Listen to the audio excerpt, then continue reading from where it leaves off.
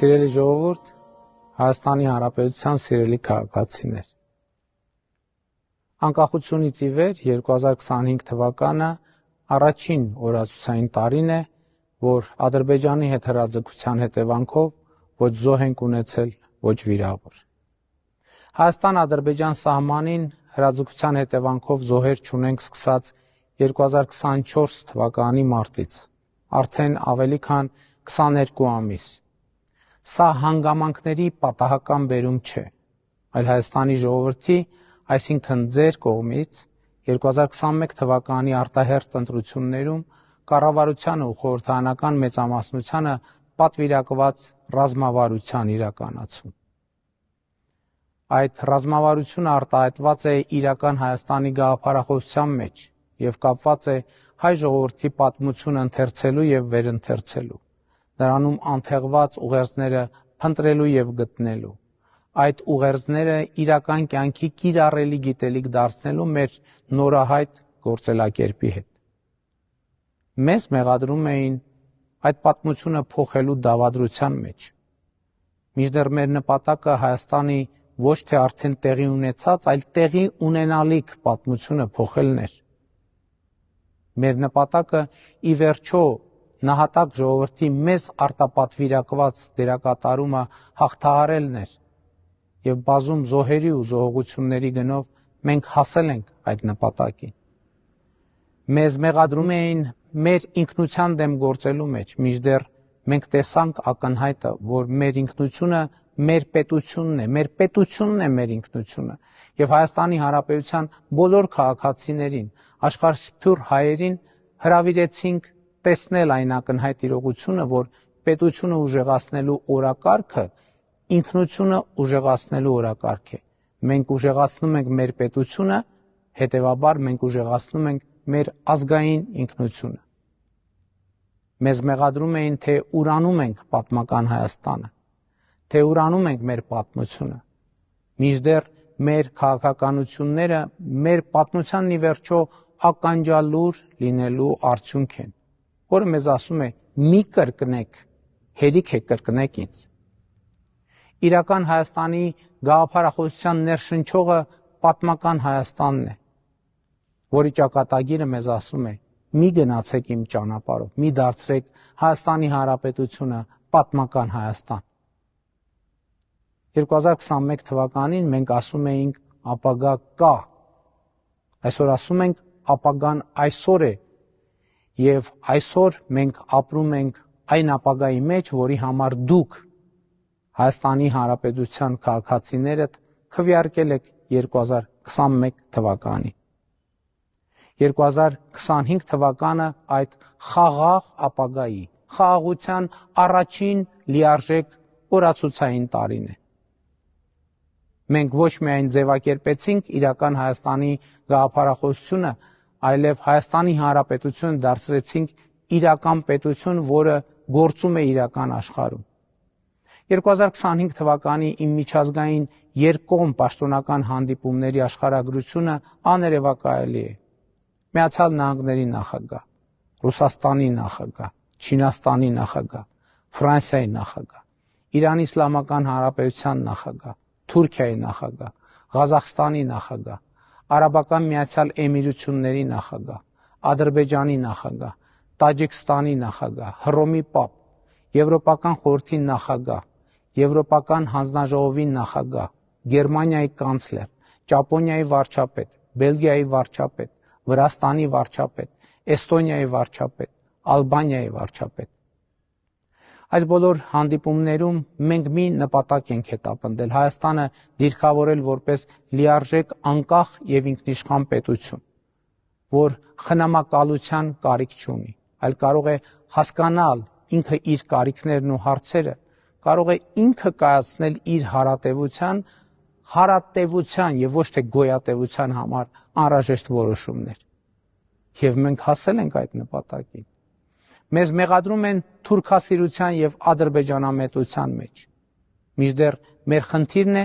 սեփական աչքերով տեսնել ու ճանաչել մեր տարածաշրջանը ու միջավայրը և թույլ չտալ, որ մեր տարածաշրջանին առերեսվելու մեր պատմական այո, արդարացված վախերը օգտագործվեն մեզ կառավարել խաղացնելու, ինքնուրույն ու ինքնիշխան լինելու, մեր կամքը կոտրելու համար։ Եվ մենք հասել ենք այդ նպատակին։ Հայաստանի Հանրապետությունը այսօր պետություն է, քան երբևէ, անկախ է, քան երբևէ, ինքնիշխան է, քան երբևէ, անվտանգ է, քան երբևէ։ Դարակազմիկ փոփոխություններ են տեղի ունենում մեր տարածաշրջանում։ Անկախությունից ի վեր առաջին անգամ Ադրբեջանի տարածքով գնացքները բեռներ են բերում Հայաստանի Հանրապետություն։ Ադրբեջանի հետ երկկողմ առևտրի առաջին նշաններն են ի հայտ գալիս։ Ապրանքի ձեռքբերման առաջին խոշոր դեպքերն են արձանագրվել։ Սա գրվող պատմություն է մի նոր, եւ սա խաղաղության պատմություն է։ Այդ պատմության առաջին արարի կուլմինացիան Հայաստանի եւ Ադրբեջանի միջև խաղաղության հաստատումն էր։ 2025 թվականի օգոստոսի 8-ին Միացյալ Նահանգների նախագահ Դոնալդ Թրամփի նախաձեռնությամբ Սպիտակ տանը հրավիրված գագաթնաժողովում Ադրբեջանի նախագահի հետ հռչակագիր ընդունեցին, որը որպես վկա ստորագրեց նաև նախագահ Թրամփը։ Մեր ներկայությամբ երկու երկրների արտաքին գործերի նախարարները նախաստորագրեցին Հայաստանի եւ Ադրբեջանի միջև խաղաղություն եւ միջպետական հարաբերություններ հաստատելու մասին համաձայնագիրը, որի տեքստի համաձայնեցման մասին մենք եւ պաշտոնական Բաքուն հայտարարել ենք դեռ 2025 թվականի մարտին։ Դրանից առաջ 2024 թվականի օգոստոս-հոկտեմբերին երկու երկրների փոխվարչապետների կողմից Հայաստանի եւ Ադրբեջանի սահմանազատման հանձնաժողովների համատեղ գործունեության կանոնակարգը ստորագրվեց, որը երկու երկրներում հետագայում վավերացվեց, ստանալով իրավական բարձրագույն ուժ։ Սա Հայաստանի եւ Ադրբեջանի միջև երկկողմ ձևաչափում ստորագրված եւ վավերացված առաջին փաստաթուղթն է, որը իրականում խաղաղության անկյունակար է։ Այդ փաստաթղթում 1991 թվականի Ալմաթայի հռչակագիրը ամրագրվում է որպես երկու երկրների միջև պետական սահմանի սահմանազատման բազային սկզբունք։ Սա է իրական խաղաղության միակ բանաձևը։ Միմյանց տարածքային ամբողջականությունը, ինքնիշխանությունը ճանաչել խորհրդային հանրապետությունների վարչական սահմաններով, որովհետև ցանկացած այլ բանաձև անվերջանալի եւ արյունահեղ բանավեճի է վերածվելու, թե որն է Հայաստանի Հանրապետությունը եւ որն է Ադրբեջանի Հանրապետությունը։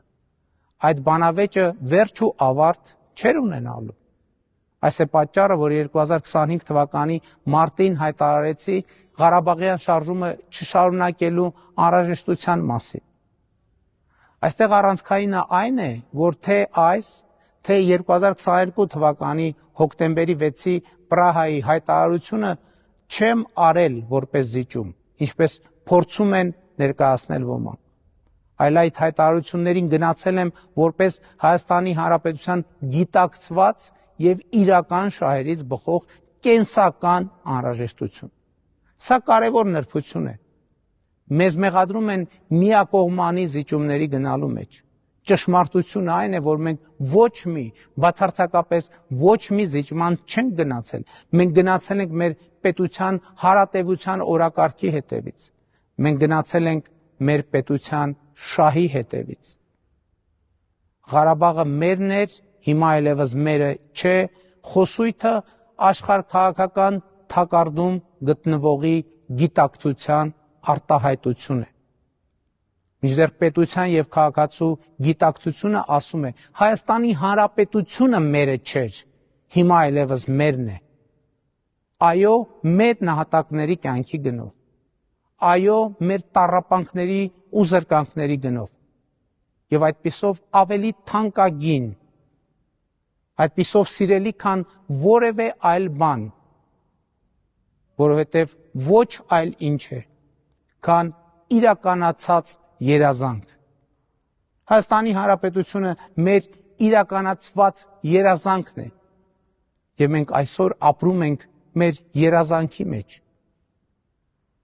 Սիրելի ժողովուրդ, սիրելի քաղաքացիներ, մենք հասել ենք ապագային, եւ մենք ապրում ենք ապագայի մեջ։ Եվ մենք այլևս չենք հայտնվելու անցյալում։ 2026 թվականը մեր այսօրվա ապագայի գեղեցիկ շարունակությունն է լինելու։ Մի քանի րոպեից մենք կդիմավորենք նոր տարին, արձանագրած լինելով բարձր տնտեսական աճ։ Այսպիսով ձեզ հետ միասին կատարած կլինենք միջինում տարեկան 7% տնտեսական աճ ապահովելու 2021 թվականի ընտրություններում մեր առաջադրած խնդիրը։ 2018 թվականի ժողովրդական ոչ բռնի Թավշյա հեղափոխությունից հետո Հայաստանի Հանրապետության տնտեսությունը աճել է ավելի քան 50%-ով։ 2025 թվականին պետական բյուջեի հարկային եկամուտները 30%-ով ավելի են, քան 2017 թվականի ամբողջ պետական բյուջեի եկամուտները։ Սա ձեր շնորհիվ Հայաստանում աշխատող, արդյունք ստեղծող, օրենքով սահմանված հարկերը վճարող տնտեսվարողների, այն քաղաքացիների շնորհիվ, ովքեր չեն մոռանում տրամադրել կամ պահանջել հսկիչ դրամարկղային կտրում։ Շնորհակալ եմ բոլորիդ։ Դուք այն վեմն եք, որի վրա հիմնված է մեր հայրենիք պետությունը։ Հայաստանի Հանրապետությունում աշխատող, արդյունք ստեղծող, օրենքով սահմանված հարկերը վճարող, ՀԴՄ կտրոն տրամադրող կամ պահանջող մարդկանց շնորհիվ է, որ րոպեներ անց կսկսի գործել առողջության համապարփակ ապահովագրության համակարգը, որի համար մինչև 18 տարեկանների եւ 65-ից բարձր թոշակառուների փոխարեն կվճարի պետական բյուջեն։ Սա նշանակում է, որ կենսաթոշակառուների կենսամակարդակի էական աճ է տեղի ունենալու, որովհետև ակնհայտ է, որ թոշակառուների մեծագույն եւ առաջնային ծախսերը կապված են առողջապահության հետ, եւ հիմա նրանց այդ ծախսերը էականորեն եւ շոշափելիորեն նվազելու են։ Իսկ թոշակառուների անկանխիկ առևտրի դեպքում ետվճարը ավելանալու հասնելու է 20%-ի, նույնը նաեւ նպաստառուների պարագայում։ 2026 թվականին կավարտենք 300 դպրոցի եւ 500 մանկապարտեզի կառուցման, վերակառուցման կամ հիմնանորոգման ծրագիրը եւ անմիջապես կսկսենք հաջորդ 300 դպրոցի, 100 մանկապարտեզի, ինչպես նաեւ առնվազն 100 արվեստների դպրոցների, մարզադպրոցների, մարզական կենտրոնների կառուցման, վերակառուցման կամ հիմնանորոգման ծրագիրը։ Ակադեմիական քաղաքի մեգանախագիծը մտել է գործնական փուլ եւ ծրագրի իրագործման տեմպերը կմեծանան։ Ինչ ունեմ ասելու այն մարդկանց, ովքեր շարունակում են ապրել սոցիալական վատ պայմաններում։ Նրանց հարցի լուծման մեր ռազմավարությունը պարփակված է հանրահայտ հետևյալ ասույթի մեջ. եթե ուզում ես կերակրել մարդուն, ոչ թե ձուկ տուր նրան, այլ սովորեցրու ձուկ որսալ։ Աշխատունակ մարդը իր ապրուստը պետք է հոգա իր աշխատանքի միջոցով։ Եթե աշխատում ու չի կարողանում իր ապրուստը հոգալ, ուրեմն աշխատանքը բավարար չափով արդյունավետ չէ եւ մենք մարդուն պետք է աջակցենք, օգնենք, որպես աշխատող իր արդյունավետությունը բարձրացնելու, արդյունավետ աշխատելու համար անհրաժեշտ հմտություններ ձեռք բերելու հարցում, եւ սա նույնպես կրթության ու կրթական ճանապարհ է։ Ցանկացած ոլորտի, ցանկացած հարցի վերաբերյալ կառավարությունը ունի 3 լուծում։ Առաջինը կրթություն, երկրորդը կրթություն, երրորդը կրթություն։ Կրթությունը մեզ համար պետք է դառնա եւ դառնում է ազգային կենսակերպ ու մտածելակերպ, ինչը առանցքային է արտաքին եւ ներքին, տնտեսական եւ սոցիալական ցանկացած հարց լուծելու համար։ Այս ռազմավարության շնորհիվ այսօր Հայաստանում 700,000 դրամ եւ ավելի վարձատրություն ստացող ուսուցիչ եւ շարքային զինծառայող կա։ Սա իրական Հայաստանի, իրական քաղաքացու, իրական ձեռքբերում է։ 2026 թվականին արտահայտվելու է Հայաստանի Հանրապետության միջազգային հեղինակության վերելքը։ Մայիսին Երևանում տեղի է ունենալու Եվրոպական քաղաքական համայնքի 8-րդ գագաթաժողովը, իսկ հոկտեմբերին կենսաբազմազանության COP17 գագաթաժողովը։ Հայաստանը հյուրընկալելու է մի քանի տասնյակ երկրների ղեկավարների և հարյուրավոր երկրների պատվիրակների։ 2026 թվականը տնտեսական ու ներդրումային մեծ աշխուժություն է խոստանում, որովհետև մեկնարկելու է Թրամփի ուղի հանուն միջազգային խաղաղության և բարեկեցության նախագծի իրագործումը, որը ինստիտուցիոնալ կդարձնի Հայաստանի Հանրապետության ապաշրջափակումը։ Մի դարակազմիկ և տարիներ առաջ աներևակայալի թվացող իրադարձություն։ 2026 թվականի կարևորագույն իրադարձությունը, սակայն, Ազգային ժողովի հունիսին կայանալիք հերթական ընտրություններն են։ Այդ ընտրություններում է, որ Հայաստանի Հանրապետության քաղաքացին անշրջելիորեն պետք է տեր կանգնի իր ստեղծած խաղաղությանը, իր վերահաստատած պետությանը, իր, այսինքն ժողովրդի իշխանությանը։ Ընտրությունները կլինեն ազատ, արդար, ժողովրդավարական և ժողովուրդը կհաղթի։ Հայաստանի Հանրապետությունը կհաղթի, ապագան կհաղթի, որը այսօր է, այստեղ է, հիմա է։ 2026 թվականը լինելու է համախմբման ու միասնության տարի։ Այնպիսի միասնության, որի առանցքում Հայաստանի Հանրապետությունն է, նրա միջազգայինորեն ճանաչված ինքնիշխան տարածքը, նրա քաղաքացու ազատ, բարեկեցիկ և երջանիկ ապրելու իրավունքը, Հայաստանի Հանրապետության անկախությունը և պետական շահը, փառք նահատակներին և կեցցե Հայաստանի Հանրապետությունը։ Շնորհավոր ամանոր և Սուրբ Ծնունդ։ Սիրում եմ բոլորիդ։